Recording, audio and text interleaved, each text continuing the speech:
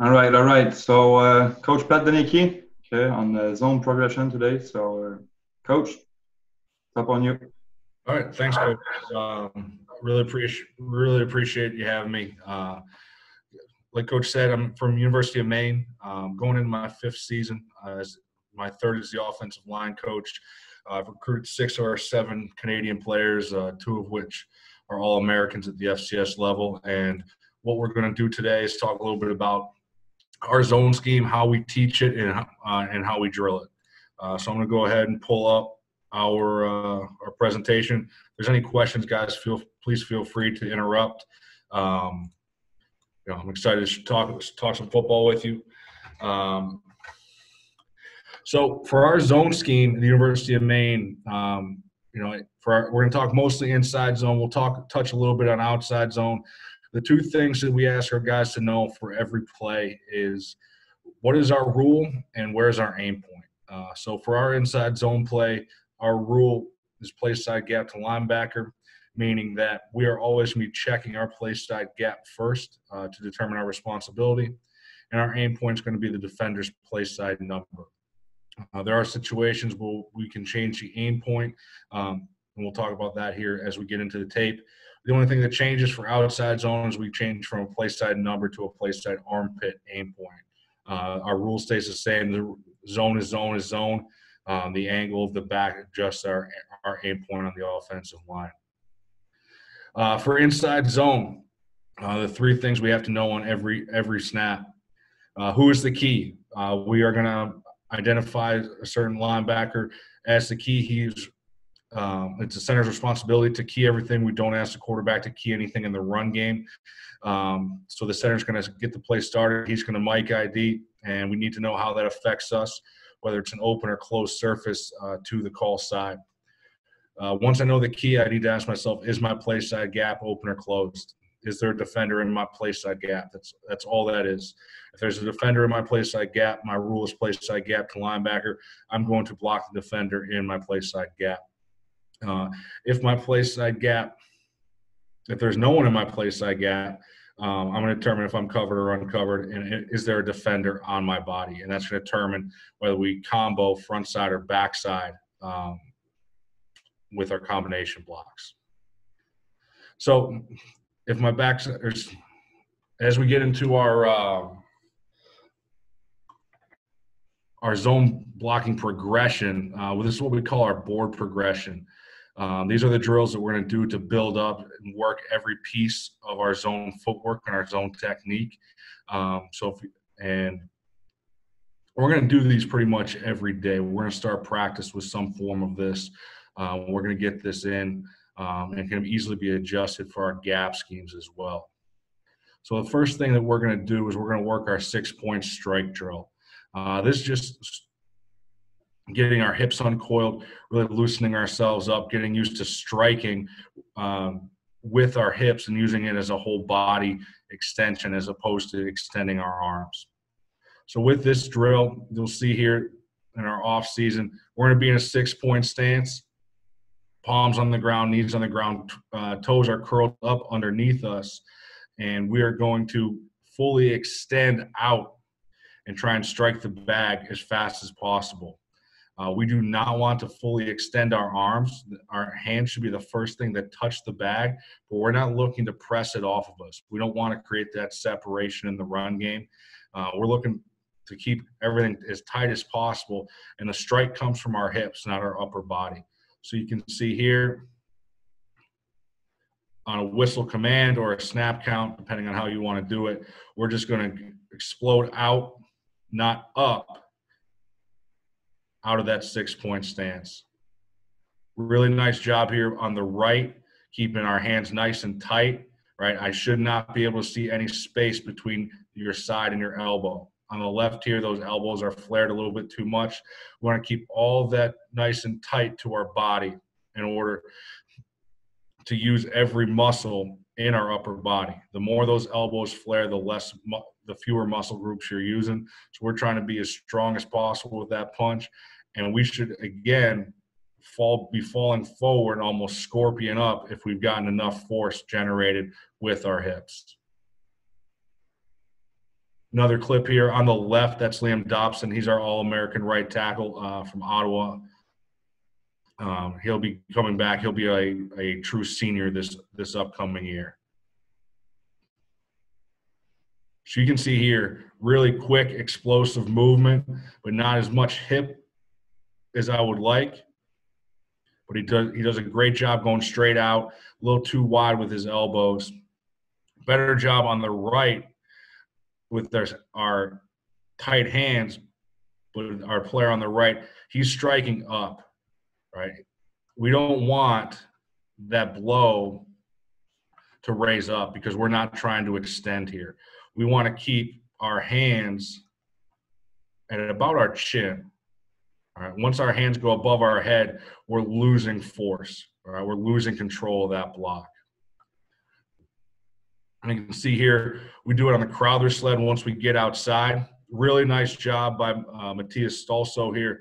He's going to be a redshirt sophomore for us, originally from Copenhagen, Denmark. You can see the force he generates. He's completely off the ground. His elbows are tucked tight and perfectly parallel to the ground with his eyes up.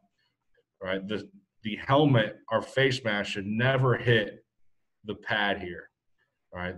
We are not using our head in this drill. We should strike with our hands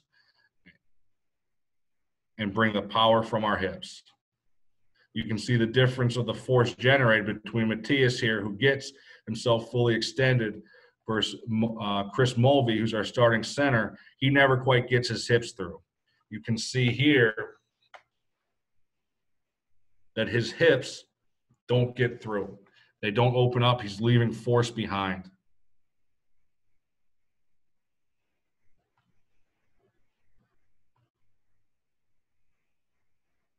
Good job here. The one on the right is Tyler Royal, our starting right tackle. Excellent job. Again, full extension, right? He doesn't have to press the bag off at the end, but his body's fully extended. Not quite knees off the ground like we saw in the previous clip. Does a really good job creating force and moving the sled.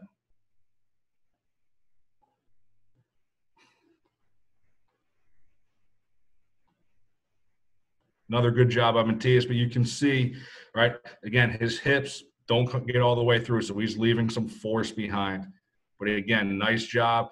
Elbows tight, doesn't extend his arms. You can see, you know it's a good rep if they fall and their legs kind of scorpion up over their head. All right, the next drill we're going to do, we call a two-step hold. And we're going to do this from a knee. So we're going to have them place their play side knee in the ground in a three-point stance, all right, with all the weight loaded on the opposite foot. We use this drill to try and eliminate the fall step. So we're going to force them to put all of the weight on the opposite foot as they're stepping. And we're going to take 2 steps, get into the bag, and then hold our position so we can see our body position. How high are we? Do we have good power angles? So you can see here on the right, that's Gunnar Dokas. He's a native Mainer who started all of 2018 for us. Really good job. He sticks his inside third of his foot in the ground and then gets vertical on the second step with his eyes to his aim point. Really good body position right here. Right, not quite as good on the left. That's Tyree Francois from Orlando, Florida. Decent first step, but he doesn't get to his aim point. There's too much color showing from the defender, right? He's on the backside. So we're looking here for him to continue to match his eyes to his aim point.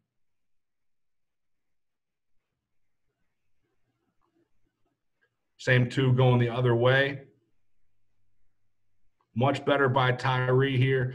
He gets his eyes to his aim point. Look at the difference covering the color. Now we're continually working on his pad level. He was a true freshman in this picture, but he gains ground. He gets width on the first step, drives off of the opposite foot, gains ground on the second step with tight hands and his eyes to his aim point.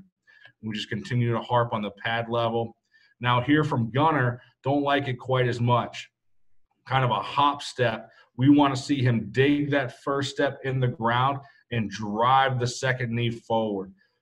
Too much of almost a hop or a jump. We want to have definitive footwork, meaning we are picking our feet up and putting them down. We are not toe tapping. Quick feet do us no good if we don't have anything anchoring us into the ground.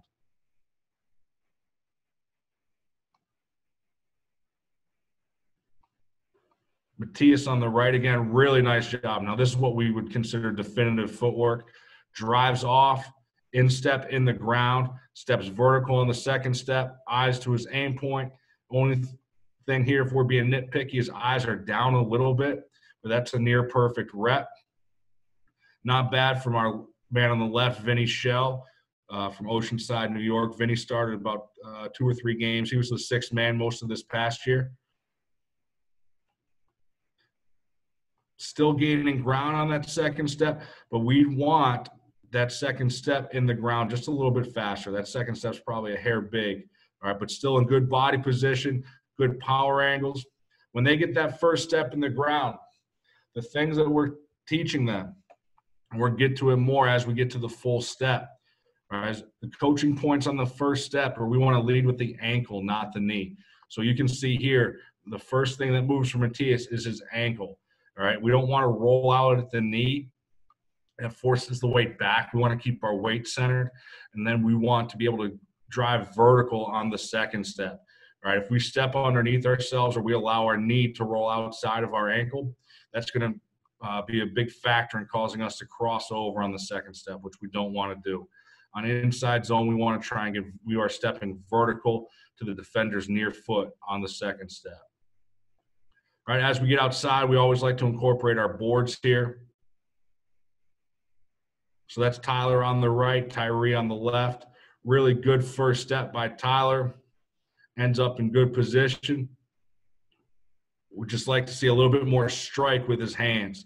Right, he's not bringing those hips through like he did on the Crowther sled with the 6-point strike. So we got to try and marry those 2 drills together. In this drill, it's very important for the bag holder to give you some resistance. It's okay if they finish with a little bit of forward lean. I don't want them coming to a complete stop. See how Tyree's trying to balance up here? That's not what we're looking for.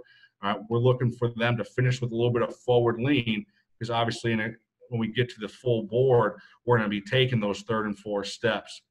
So we're not asking them to come to a perfect balance. The little bit of forward lean's okay. It's the responsibility of the bag holder to hold them up.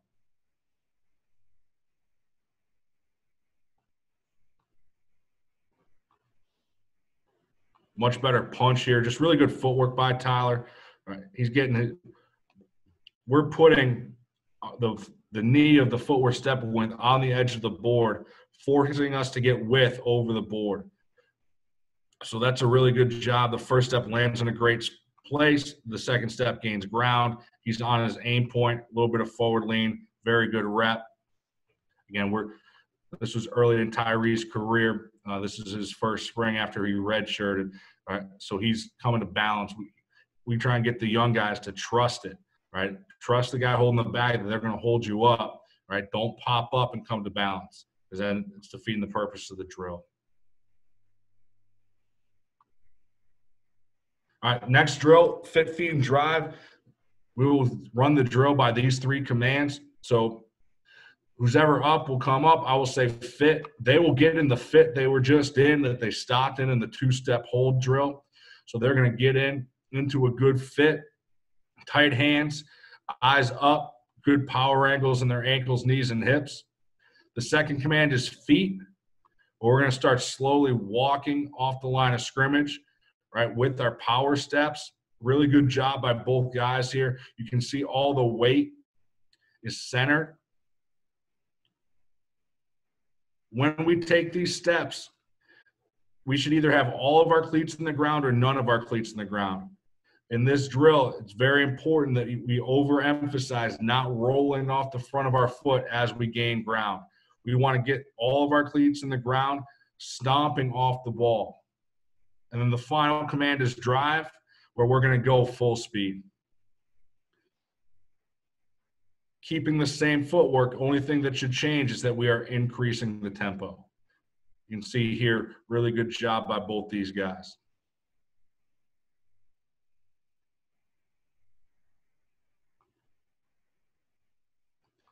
Gunner on the left, really nice job. Again, keeping the footwork the same, just increasing the tempo on the last command. Tyree here, he's the one, his pad level changes, he loses his power angles. And a big coaching point for this drill, guys, is we're not looking to take a million steps, right? I don't need a sewing machine, because if we're not generating any force on our steps, we're not going to create any movement. You can see the difference between the force that Gunner's generating on the right and the force that Tyree's generating on the left. Force starts in the ground, so we have to get our feet in the ground as we drive off. If we're not generating any force from the ground first, we're not going to be able to move anybody.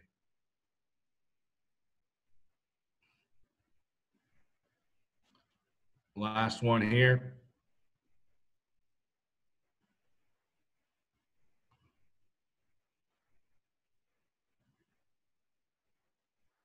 Again, once we get outside, this was spring practice. We always try and use the boards just to overemphasize keeping a base.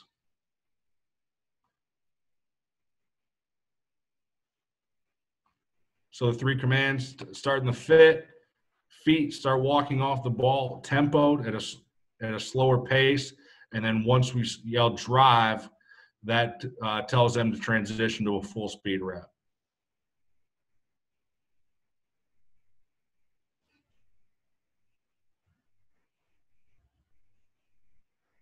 All right, then the last thing we'll do in our board progression in terms of single blocks are our full boards, where we're going to go through our zone steps all the way through.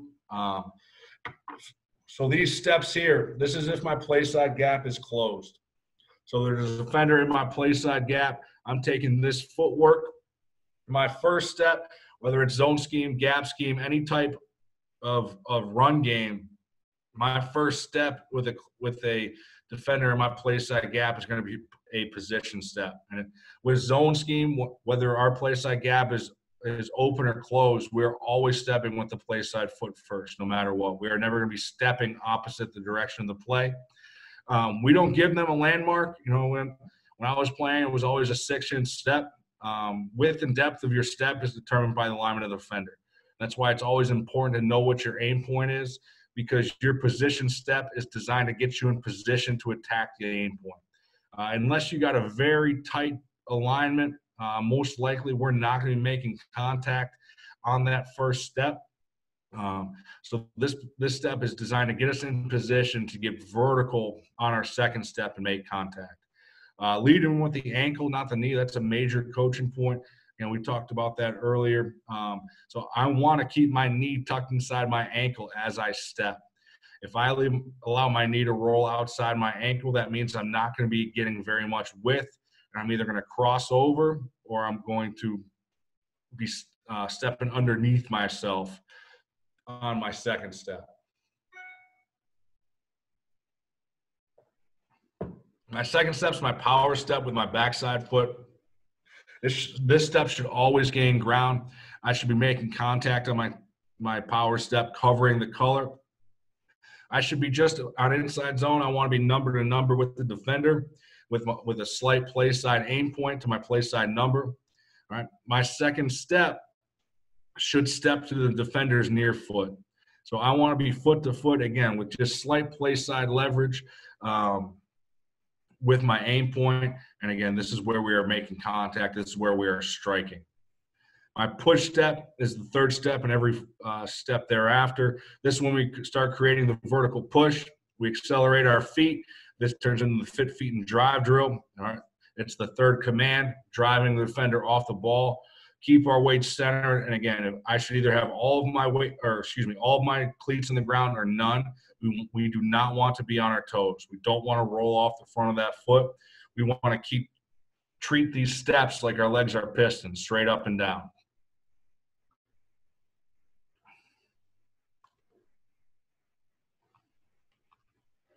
So really good footwork by both these guys here. You can see both have their knees tucked inside their ankles. Both are leading with their ankles on their steps. Gain ground on the second step, good tight hands, and walk the defenders off the ball.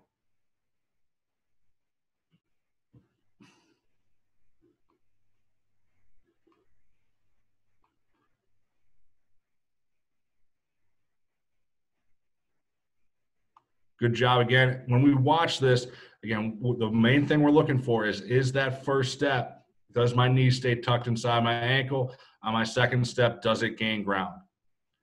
Really nice job maintaining a base and keeping consistent pad level through the rep.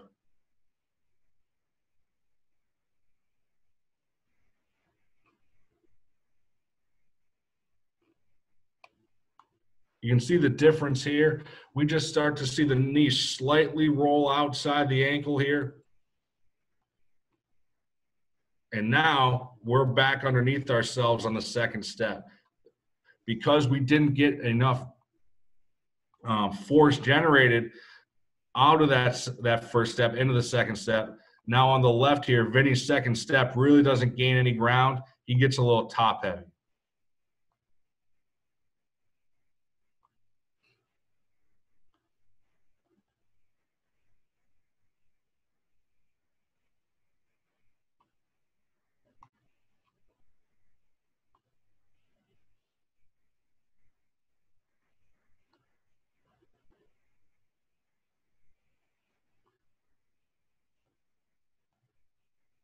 Again, outside we'll incorporate the boards. Always trying to use a line whenever possible, just so they can see where their step is landing. Really good by both these guys here, not gaining any ground. And then on the first step, getting good width, and then stepping vertical through on the second step to the near foot. Covering the color, good play side number, aim point, good tight hands.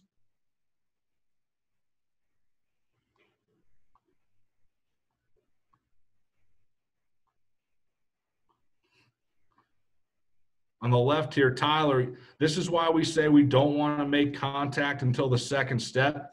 All right, he gets a little top heavy here. The first step lands in a good spot, but he's leaning a little bit too far forward. So as he makes contact, right, that second step gets caught in the air a little bit, right? We don't want to get stalemated.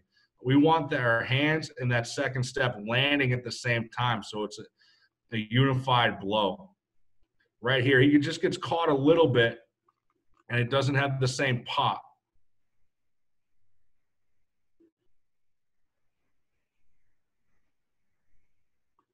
Much better by Vinny here. 1, 2, hand second step in his hands, strike at the same time. Continue working on his power angles. Right, gets a little high with his pad level, but with his feet and his strike, it's really well done.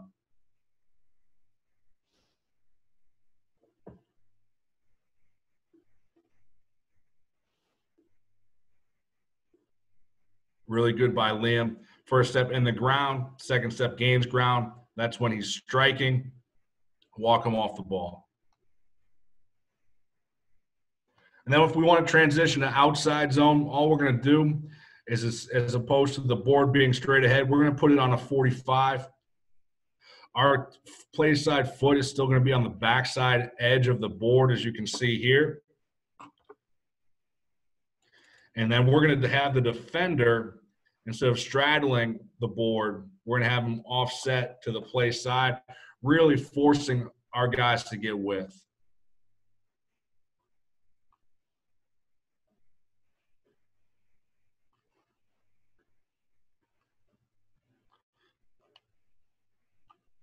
So you can see here, Gunnar does a good job. Knees a little bit outside, but he can get vertical on that second step with his eyes going right to the aim point. That's why I love having the stripes on the helmet. You can really see where they're going. As opposed to Chris here, who takes more of a pivot step. He doesn't get any width, and now because of that poor step, he's forced to cross over on that second step.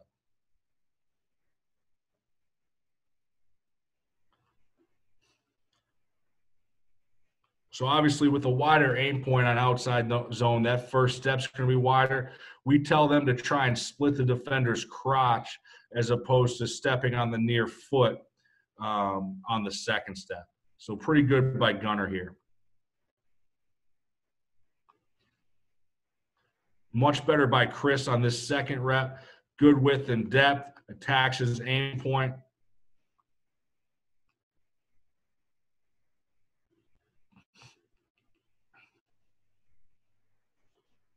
Forcing them to get width and depth, but still leading with the ankle. We don't want to rip. Oh, we're not going to rip and run. Bucket step is a terrible word in my world. We do not want to step underneath ourselves. It's still a position step. It's just now that our aim point's wider, I got to get more width and depth to help myself get to that aim point. So here we go with a couple examples of it from games, guys. Again, if there are any questions, please just shout them out. So right here, we're going to be looking at the right tackle.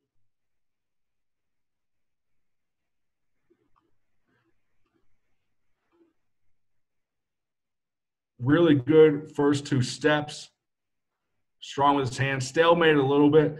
Now, on the front side of inside zone, we teach this as a tilt technique because obviously with inside zone, our aim point for the back is going to be the front side A gap. And the tackles especially know this. You'll see some clips of it here from the guards. We know that ball is never going to get out there. So as soon as that defensive end establishes himself as a C-gap player, we're going to switch our aim point on the fly to a near number aim point and work this tilt technique. Basically saying the ball should never get out there. So we're just going to take our aim point inside and just try and widen that edge.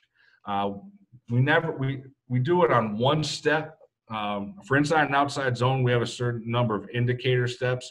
Inside zone is a one-step indicator, and we'll talk about that more with our combos. But if that defensive end stays in the C-gap after my first step, I'm going to switch my aim point and work the tilt technique just because I know the ball's not going to bounce outside here if we don't get any front side movement.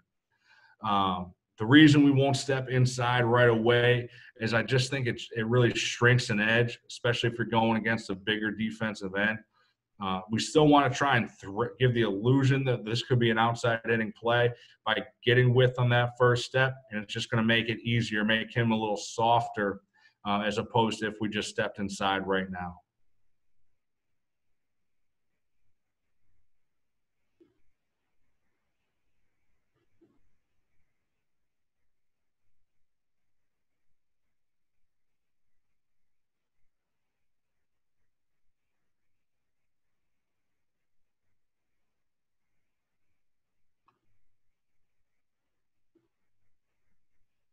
Really good footwork by the right tackle again. 1-2, drive it off the ball. Has a combo with the tight end called, so we don't get quite the same tilt technique as the last one. Here's where we can see the guard working a tilt. Again, he knows that ball's not going to bounce outside of the B gap with a B gap player there. So he's just going to take it and look to widen the edge, give the back a little bit more room to make that cut.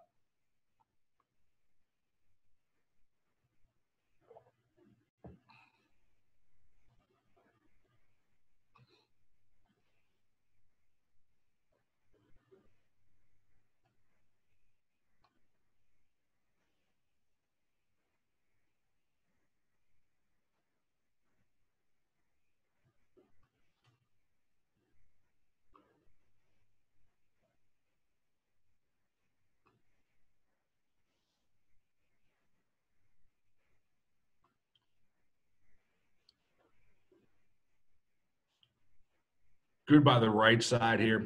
A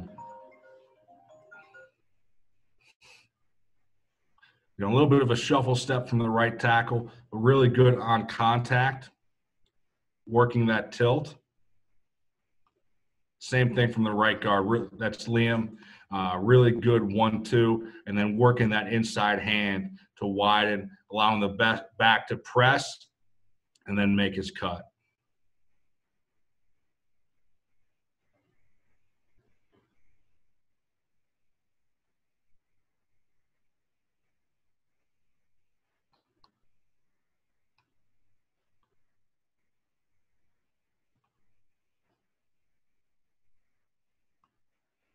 Watching the left guard here, a good 1-2, takes his inside hand in the tilt technique. Really like his footwork much better than left tackles. You can see the left tackle steps underneath himself, kind of gets himself more on an edge right away. That defensive end was right up the field, really a short edge, not something that we're looking for. So much better job. That's why we always want to get width on that first step as opposed to gaining ground and putting ourselves on an edge.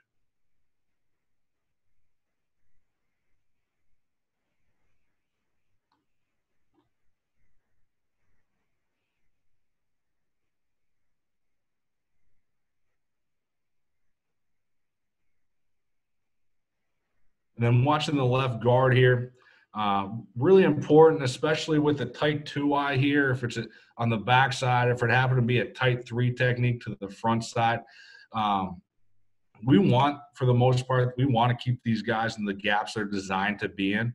I don't want to overstep this and put it in this backside B gap because that kind of kills my leverage. I don't want the left tackle thinking that he has to take it now, and then we don't get up to the backside backer, number 58 here. So really nice job by the left guard, getting his width. You know, he steps underneath himself slightly on the second step, but covering the color, right? He's not running around the block. He's trying to go vertically through. You know, it's not perfect, but a really nice job of just securing the defender in his play side gap. All right, my rule is play side gap to linebacker.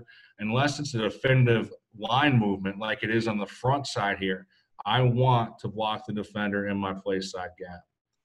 All right, we'll talk about combos here in a second, but a really nice job by the right side exchanging this pirate stunt. This is really the only time we tell the backs that inside zone should hit out the front door, is if we get some sort of front side movement where the C-gap defender is no longer at the line of scrimmage.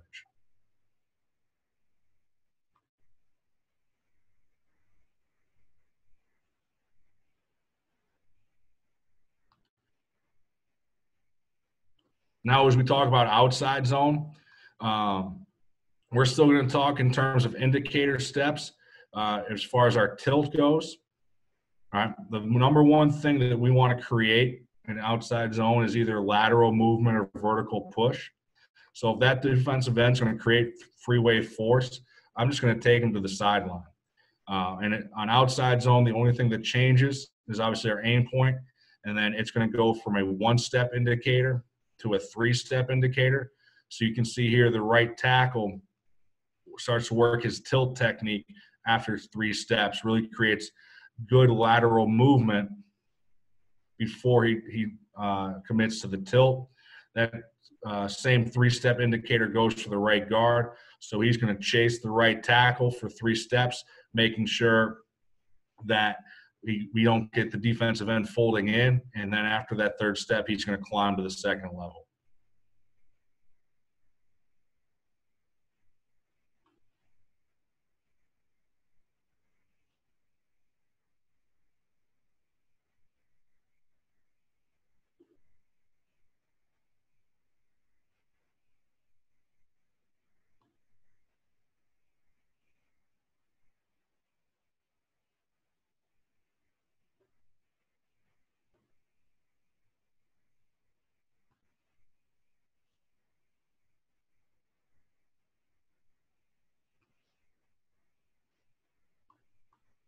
Same thing here from the right guard. He's got a 4-eye, really trying to set an edge. So he's just going to take it and take it to the sideline. You know, this thing ends up hitting the front side A, but it's all the way on the opposite hash. So we don't especially on outside zone, we do not have to create vertical movement. It just has to be lateral stretch to allow the back to stretch and puncture, get a really good cut block on the front side, and that's the chink in the armor that we need to get vertical.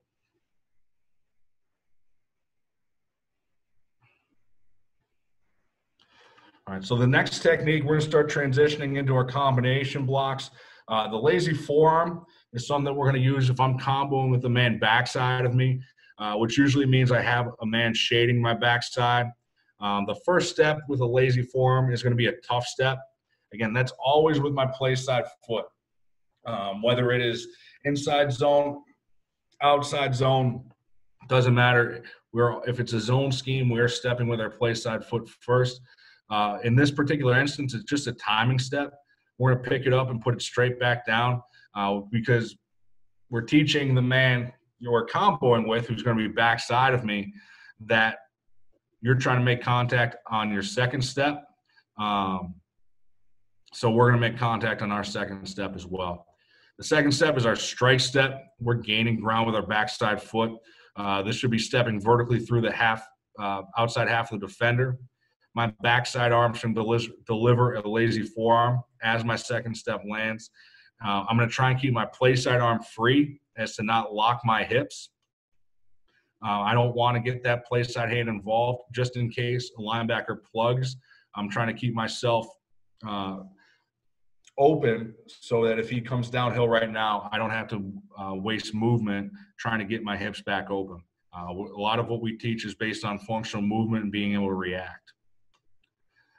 So unfortunately, we would normally use a Crowther sled for this drill. I haven't been able to get in the office recently, so I don't have any tape of that. So this is what we use when we don't have one. I think it's kind of a good thing because I realize everyone doesn't have a Crowther sled.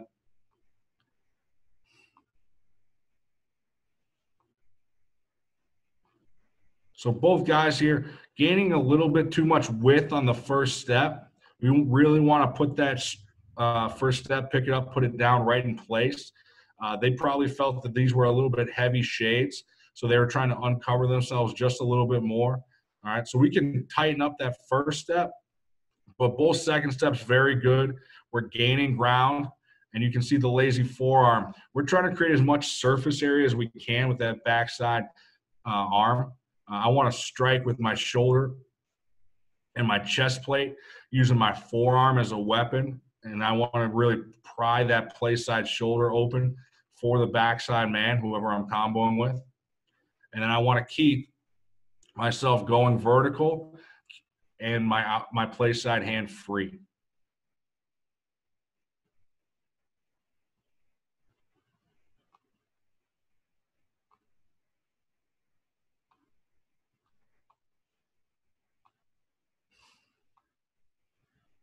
Don't want the extreme wind up here that we get on the left. All right, we never want our wrist or our hand to go behind our waist, behind our back. That really allows the defender to get hands on. Most of what we do, whether it's pass pro, run blocking, we equate it to a game of tag. First touch is going to win. So whoever can get hands on first is usually going to be victorious on that rep. So we want to keep everything right in front of us. Better job by Vinny here on the left, keeping that first step in place, but he doesn't gain enough ground on the second step. Matthias gains a little bit too much ground on the first step, so he can't strike through as violently as I would like on the second, but both end up in pretty good body position. Again, we should be half a man at most. If we step vertically through and the defender is not there, the man backside of us should be able to handle it on his own.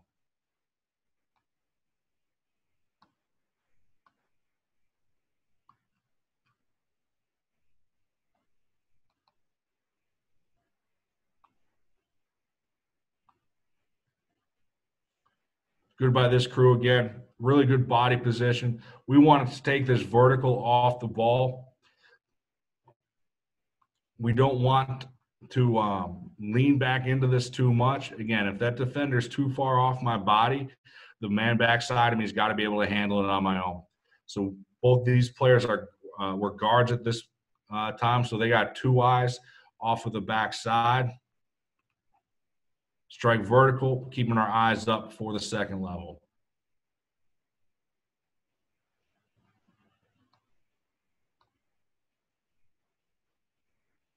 Then we work our true combinations. We have 2, 3, 4-man combos, kind of dependent on the week and what we need. We're going to work our combos usually daily, making sure we get the tight ends involved as well for our tackle tight end combos.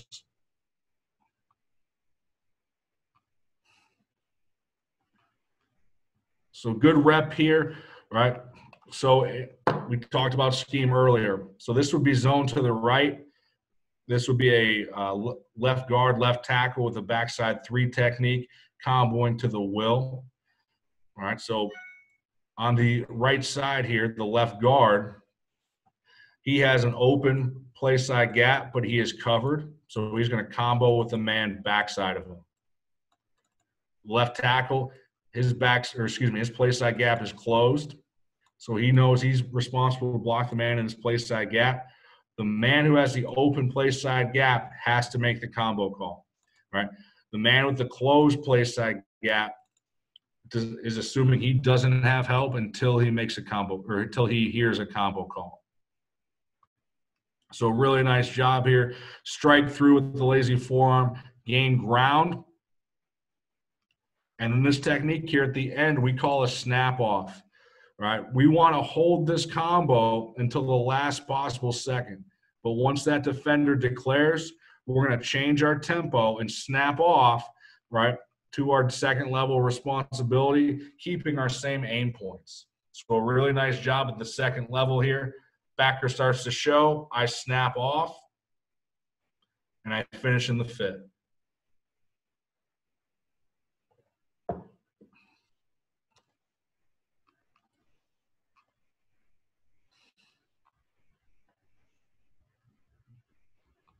Really good tempo again. Liam's getting a little bit too much width with that first step. I'd like it straight up and down, but really good body position here, keeping his shoulders square, keeping his outside hand free. Tyler takes a good first step, would like that elbow a little bit tighter to his body, but does a good job of replacing his hand and getting to his aim point after Liam leaves.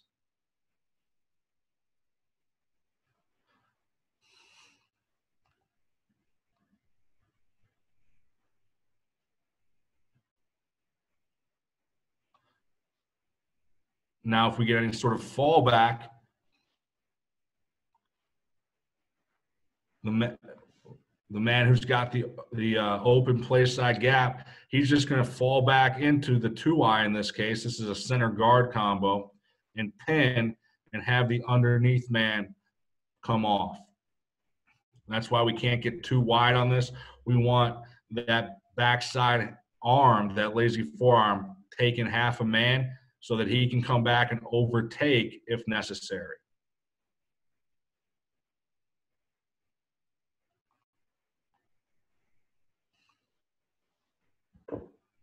So a few combos here. I believe we're going to be looking at the right side.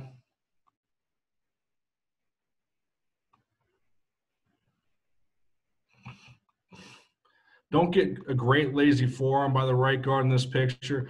With this heavy technique, we give them the ability to take that off if they feel like they aren't going to be able to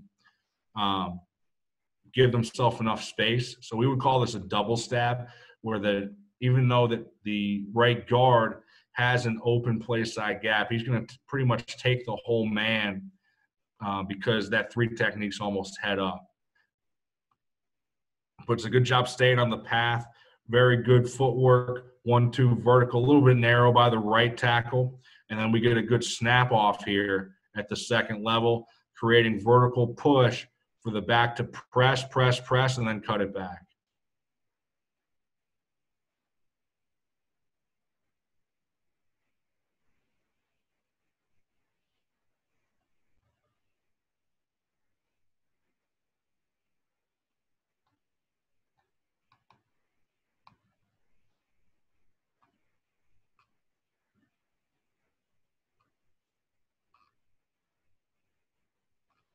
Good job by the right side again. Now we get a good tough step straight up and down, and then that backer plugs fast. So off of our strike step, that second step, this one he's going to work off that snap off technique. Backer plugs downhill. Change my tempo, gather it. Right tackle continues to drive the 3 technique. It's able to cut behind him.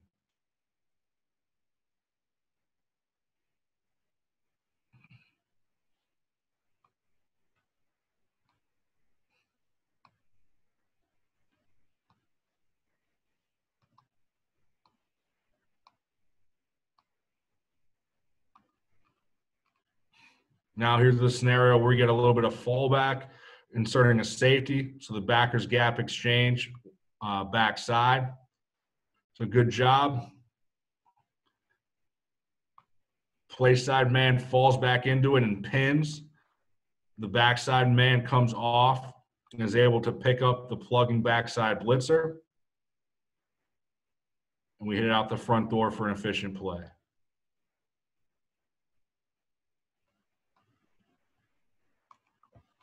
So that's what I got for tonight, guys. I know I'm a little bit early, but if there's any questions, I would love to answer anything you guys got.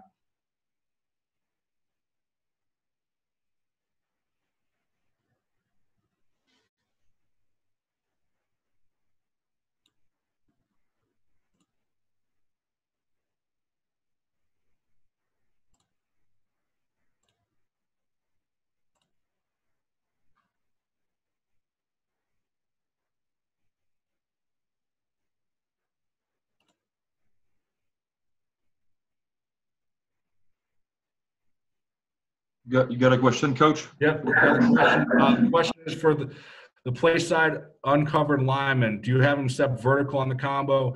No, we will have him use that tough step. So it's straight up and down. The second step is the one that we want getting vertical. So anytime front side, back side, if we have a player with an open play side gap, if it's uncovered, let's say we have a shade, the center's working on his own. It's a front side guard tackle combo. The front side guard is still going to get width and depth. We pretty much the only time we're ever going to step vertical, whether we have an open or closed play side gap, is if we are going to basically if we have almost a head up technique on it. So we're already at our aim point. Okay, otherwise, we're going to get some sort of lateral footwork, getting depth and vertical on our second step. Okay, so you wouldn't change that first step depending on the alignment of the linebacker you have? No, we're okay. Great. The only thing that changes our first step is the alignment of a defender in our play side gap. Great.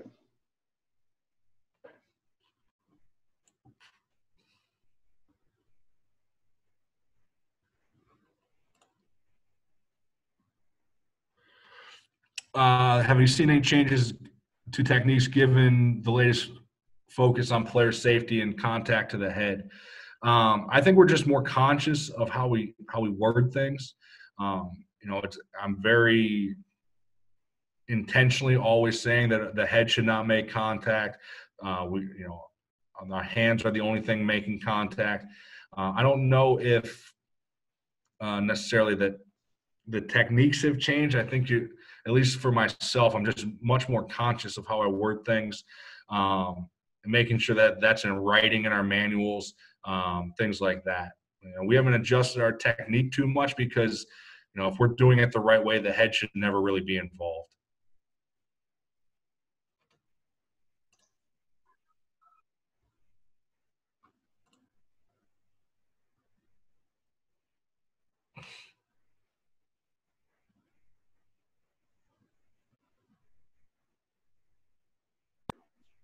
All right. Thanks for your time, Coach. Absolutely. I appreciate it. That was good.